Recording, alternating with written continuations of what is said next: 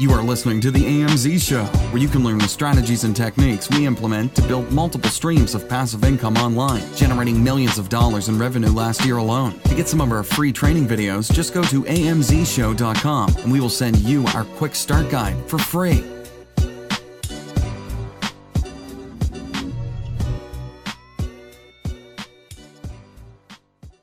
Welcome back. On a previous show, you heard us talk about the importance of white labeling and making a product your own. Today, we're going to talk all about packaging. It's one of the biggest questions we get is how do you package and how do you decide what the packaging is going to be? Absolutely. I think that could be one of the easiest ways to stand out and make your product your own. When do I know when I need my own box or... Yeah, for what products need packaging? What I like to do when I'm looking at a product and I see and I know it's a winner, I know it sells well, I know I can compete, I know the margins are there. What I now want to see is I love looking at boxes. It's funny. So, if I go to Walmart or Target, right. I'm not looking at the product so much anymore. Now I'm starting to look at the boxes. How are they packaging it? How are they presenting themselves? Is all through making that product the perceived value valuable. So what are some examples of different packaging that you can do? So a lot of products, what I can't stand is when I order something from Amazon and it comes in like a poly bag. Right. Yeah, like that's so annoying, right? Like it makes the product seem really cheap. Absolutely. And a lot of times just doing a basic box is good enough because not every product is going to need excellent packaging. But if you think of it like this, if you've already... based on the white labeling, that's a lot of what we talk about is making the product your own. But another level to that is getting packaging that makes sense. So I'll give you a great example. There was a student that did, it was a really nice, it was in the pet category. So I'm not going to, again, we don't talk about exact products, but let's just say it's in pet supplies, the product. What they did, she was really smart. She took 3 items that were really common pet supplies and put them in an amazing looking box. And the box, it looked like, when you buy a new iPhone or a new Android, you tend to keep the box. Yeah, and, right. In my closet, like you can't see throwing that box away because they're so nice, right? Like you paid for the box. Yeah. And yeah, right. You feel like part of that, $800 you just paid for the phone was, 100 of it was for that box. That's how you Absolutely. feel. So even though you're never going to use it, you don't need that box, you still tend to keep it.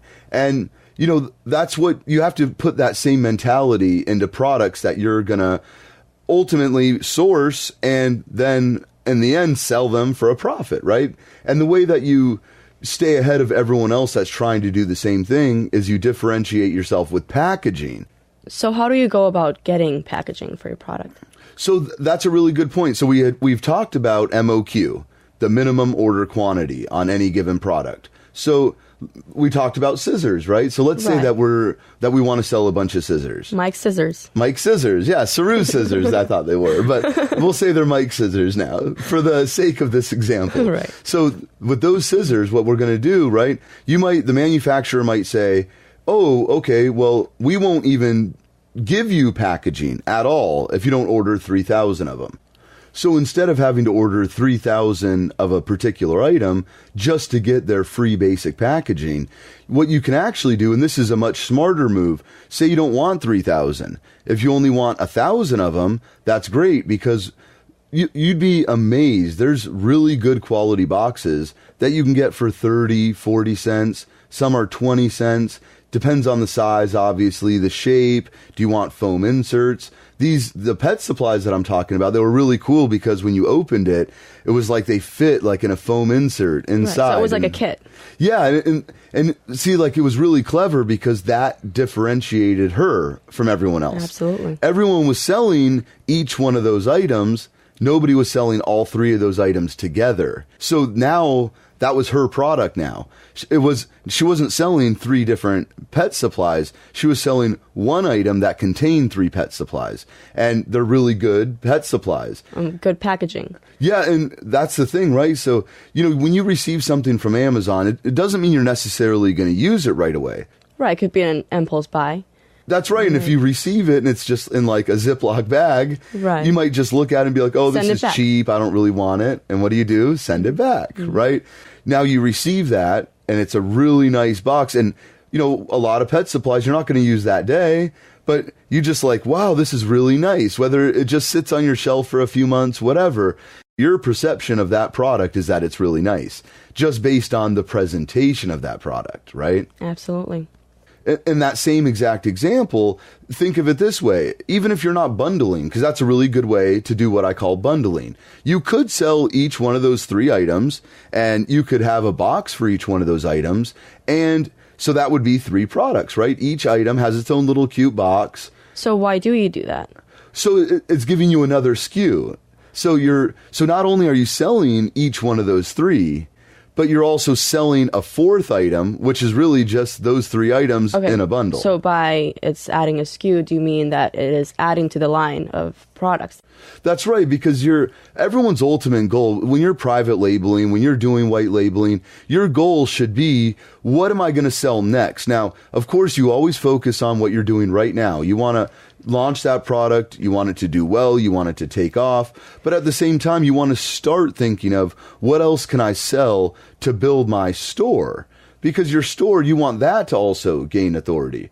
So when I say another SKU, you're really selling 3 products. Now, you could just take those 3 products, bundle it, you're selling 1 product. You can also take that bundle, that's 1 product, that bundle, those 3 items. How do you determine when to do that? So you want to always think of complementary items. So you don't have to bundle right away. But honestly, the cost of each one of those items was like $1. And I think like the box was so nice, it cost like 80, 90 cents. Like the box, almost as much as one of the items. Wow. Because it was like an iPhone box. Like even when she showed it to me, I was like, oh my gosh, she was part of the China group. So it was really fun when we were in China together. One of the manufacturers there had just completed it. So she hadn't even seen it she approved the whole process. She knew what she was getting, but it was really cool when she handed it to me and she's like, do you have a dog? And I'm like, yeah. And I was like, wow, this is so good. Like, I felt like this is amazing what you just gave me. Yeah. And there's so many like samples and things, especially when I'm in China, that I'll see, but it's like you only have so much space in your bag, right? So I'll usually bring like an extra bag. So like just the fact that you're willing to bring something home means that it's a winner. Now, people don't have to go to China because you could do all this virtually. But in this example, it was really cool because we were in China, a big group of us in the inner circle, and we got to physically see a bunch of people's products live. I think it's very reassuring. For someone listening, they might be a little bit worried about sourcing from China and the packaging and the quality of the products. That's right, because China does have a perception, like people think it's junk, right? Like the average person thinks that, it's made in China, made in it's China junk. label, right. But that's so far from the truth. I mean, of course there's junk there, but they also have really good quality. They have really nice... So you can get good products and good packaging. That's right. In the packaging, it seems like that's almost their specialty. Like they have because you could do a cardboard box. You could do your own like really nice poly bag.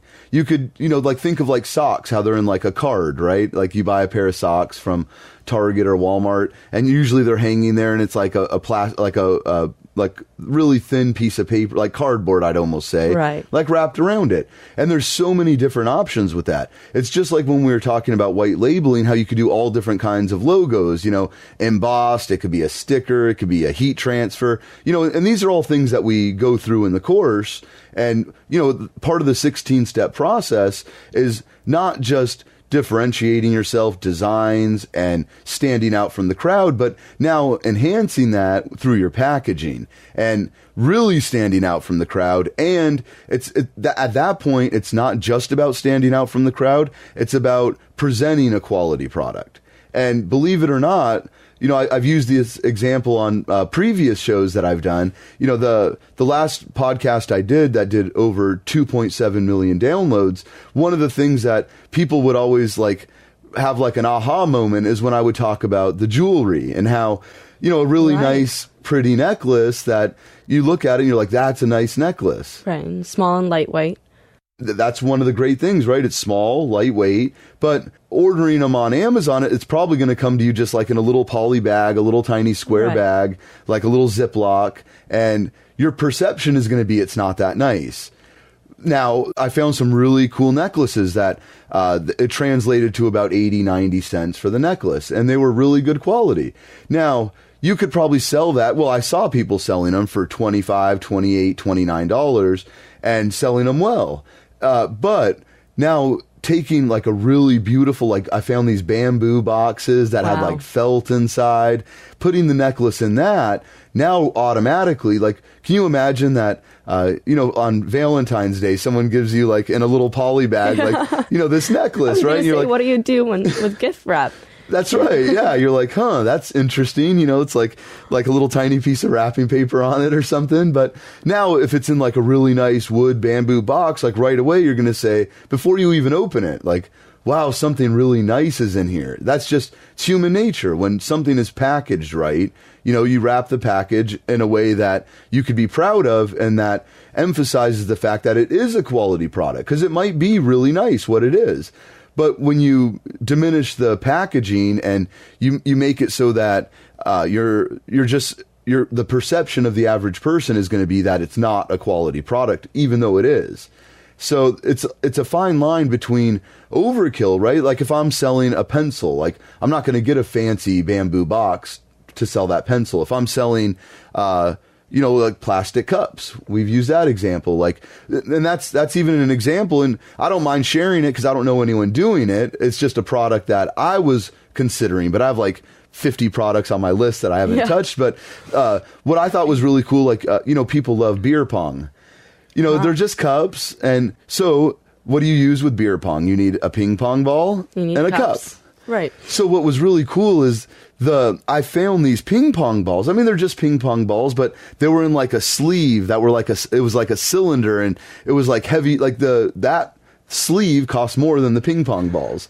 Like the ping pong balls, I think were like pretty good ones. I think they were like, I'm just guessing because I crunched all the numbers. They were good. But let's say that the 6-pack, I know that was around $1. So the 6-pack of in the sleeve was about $1, and just the tube was like, I think like 60 cents, right? Wow. Because it was like really, really nice. But so you take that and then you take the cups, and then that's a bundle, right? Because these aren't going to be ping pong balls that a professional ping pong ball, or table tennis, whatever you want to call it. It's not that kind of ball that they're going to use, but they were really nice. When I was going around to the manufacturers, I'm bouncing them, and because I took a couple samples, and it was really good. It held up. I'd squeeze it, but I only give that example because I also saw ping pong balls that, how kids' toys at the grocery store, it's just like on a card, and then it's like glued on there. It's like a piece of like clear plastic that goes on like a card. Right. And like a little junk, like I saw those ping pong, and I'm like,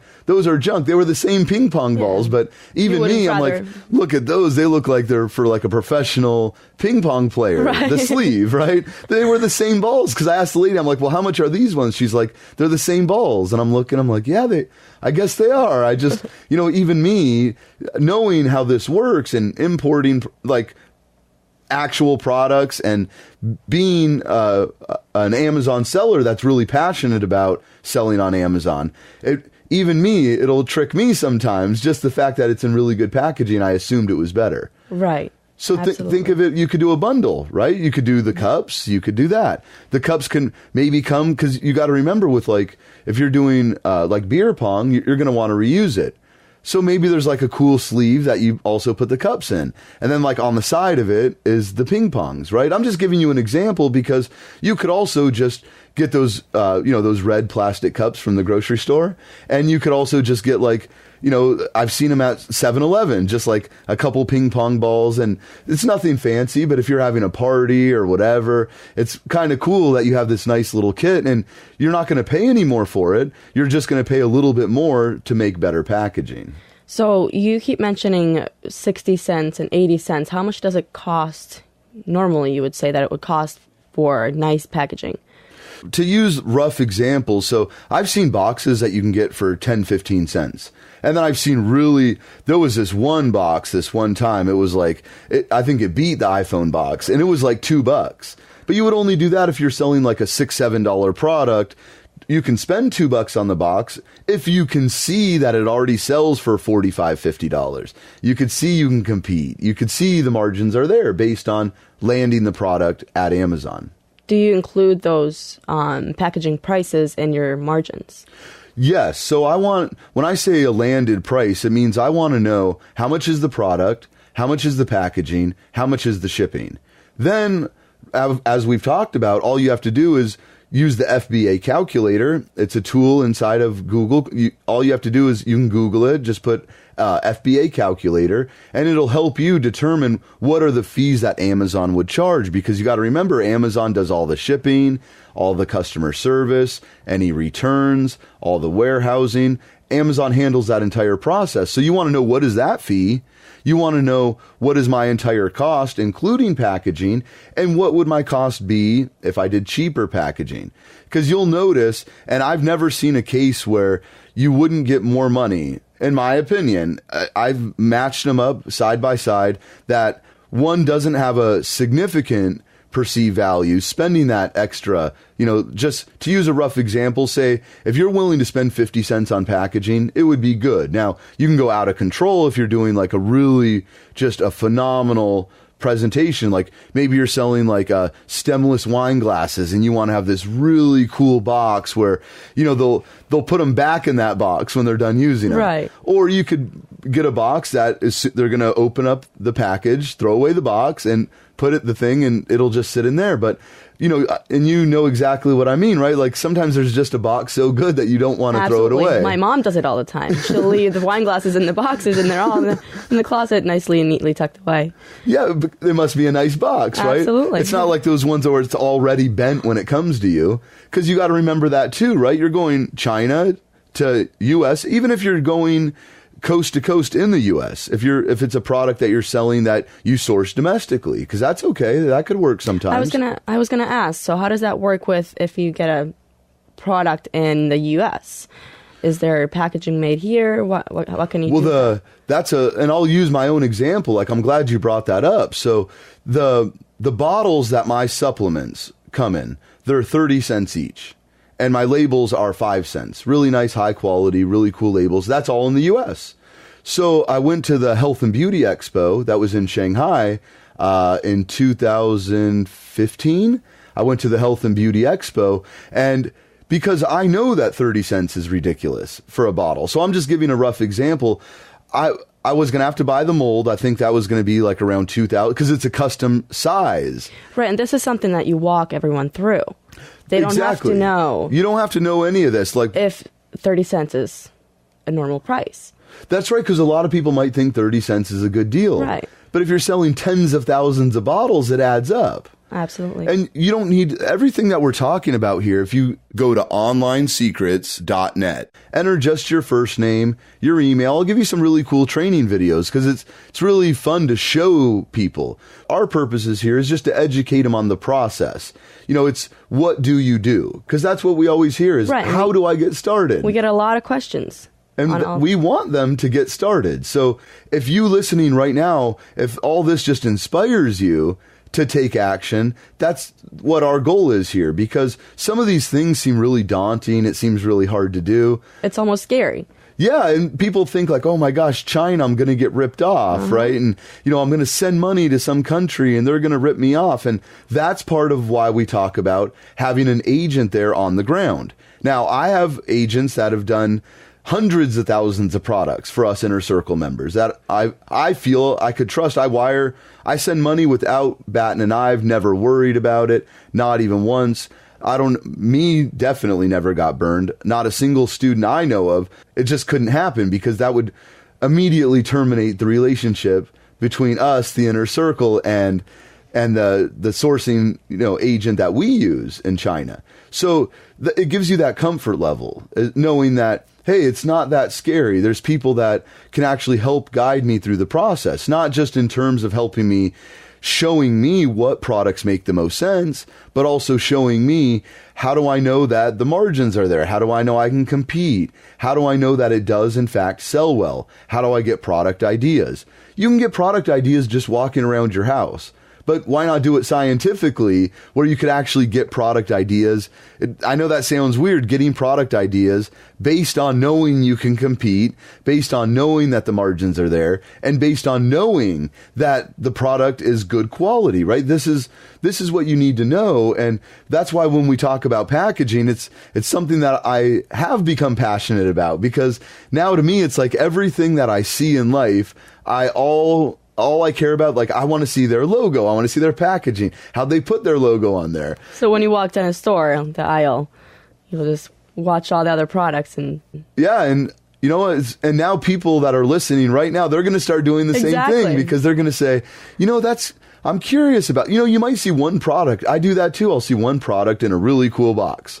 And then I'll think, you know what? I'll put this product in that box. And it's like really fun, because it's like, wow, I would be way different. Nobody's doing that. Now, are other people selling ping pong balls? Absolutely. Are people selling beer pong kits? I'm sure they are, right? It's a good seller. A lot of the sports and outdoors, a lot of the fitness things, it's like you can make that product your own through not just packaging, having really cool logos on there. I really like a style where it's metal and it's kind of engraved. I really like that. And that's a cool, like, logo that you can put on your product. Engraved? Yeah. So have you ever seen, like, on a pen? So one of the products, like, I don't want to, again, say what the product is. It was a kitchen item. Right. And it was almost like etched, which was really cool. It was like engraved, but I can't remember the term in Chinese that they use, but it's almost like acid kind of on there to, like, kind of gray it out. Right. Yeah, I know what you're talking about. And it looks really cool though, because, like, engraving, you're thinking it's like in the metal, right? It's like, think of like a little drill going like in the metal and like engraving it, right? Right. Where this is more like an etch, but they have a different term, right. But I'll see that, and then I'll think, wow, like, I should do, like, I'm thinking everything metal now. I'm like, oh yeah, I should etch like a really big, logo on that, and, just make it my own and make it look cool. So just to recap, packaging could be applied in so many different ways. It could be, if you really want to do like a Ziploc bag, maybe it's going to be like a unique one, right? Not just like what everybody receives stuff from Amazon in. You could do that really, really cheap. But think of packaging that not everything is always going to need packaging, but what you really need to do is think of every product that you're considering. It meets the criteria. The margins are there, right? It sells well. Are the margins there? Can I compete? You've conquered those three things. Because just like you asked me, right? Like, how do you know when to do packaging? Well, think of it this way. Think of a way you could do packaging. Try and figure out a way that you could incorporate packaging that's unique, that looks cool, that gives perceived value, because I can't emphasize enough that selling quality has so many benefits. Not just repeat buyers, but not just really good feedback. Because, people, if you sell them junk, they're going to come and get you. You might make a bunch of money, but they're going to come and ding you on your reviews. They're going to return. And I would think you can sell it for a higher price as well. That's right. Because and I know a lot of people are the same way. When I'm looking to buy something on Amazon, I tend to go for the most, just because in my head, it's like it's a better product. You assume that it's better than the cheaper one. Yeah, like I'm thinking, okay, I know it's $7 or $8 more, but it has to be better. In fact, a good example, and I don't recommend selling batteries and electronics, but I had to buy a spare set of batteries for my GoPros and my Canon Mark 7s, right? I have two of each. So I'm looking at batteries and they look really similar. And I just said, you know what? Like, one of the pairs I think was $20. Another pair was like $30. And automatically I buy the one that's $30 because I'm like, those are for my cameras. I want them to be good. So in my head, all they probably did is just raise the price $10, right. But they sold me and I'm like, it has to be better because it cost more. And I don't want to buy a $20 battery for my, and waste your time, $700 camera. Yeah. Cause I'm thinking like, I don't want a junky battery. So just that it cost more, in my own perception, it was that it was better. And it was in a cool box and all that. The other one was in like, really generic. You see, like, I'm looking at the box and I'm thinking, oh yeah, like if they're using that junky of a box, it's probably not a really good battery. The other one, they're probably identical, really. They're probably built in the same factory, that just different logos put on each one, right? Because they're the same size. So, a battery's a battery when it comes to a camera. So, but a battery's not a battery. What's inside of it is what counts, right? It's obviously going to be the same size, but it's what's inside that counts. So to recap, what you really want to do is focus on how you could package any item. We've already gone through how do you know the products that sell well? How do you differentiate yourself? One of my favorite things to talk about is how do we market products? How do we stand outside of everybody else in terms of marketing, right? We know how to be better than other people in terms of finding good quality, really good packaging, differentiating yourself with logos, making the product your own, going through reviews to make sure that any negative reviews you see, you might want to try and fix that problem. But if you want to check out my free video report, just go to amzshow.com, enter just your first name and your email, and I'll meet you on the other side. You are listening to the AMZ Show. If you would like to get our free training videos, go to amzshow.com, enter just your first name and email address, and we will meet you on the other side. The information presented in this podcast is intended to be for your educational and informational purposes only. None of the statements contained in this podcast should be viewed as a prediction, guarantee, or promise that participating in our recommended programs will result in you generating a certain amount of income or achieving any level of monetary success. Success in any endeavor is based on many numbers of factors, including but not limited to hard work and capital resources.